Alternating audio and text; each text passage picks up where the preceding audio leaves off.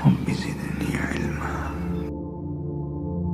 بلکہ رسول اللہ صلی اللہ علیہ وسلم نے فرمایا قد افلح من اسلم ورزق کفافا وقنعه اللہ بما اعطاه وقنعه اللہ بما آتاه، کامیاب وہ شخص ہے جس کو اللہ عز و جل نے اسلام کی نعمت سے نواز دیا اور اسے برابر رزق دیا گیا، نہ اتنا زیادہ ہے کہ وہ طغیانی میں چلا جائے اور نہ اتنا کم ہے کہ لوگوں کے سامنے ہاتھ پھیلائے۔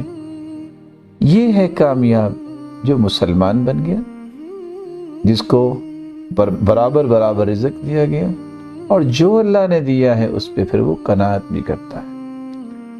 آپ صلی اللہ علیہ وآلہ وسلم نے اسی لیے کتنی بڑی نعمت صحابہ کرام کو پیش کی کہ اس اسلام پہ راضی ہو جانا، یہ کہہ دینا رضیت باللہ ربا وبالاسلام دینا وبمحمد نبیا، اے اللہ میں تجھے رب مان کے راضی، تیرے دین کو، دین اسلام کو سچا دین مان کے راضی، اور تیرے پیغمبر کو سچا اور آخری پیغمبر مان کے راضی۔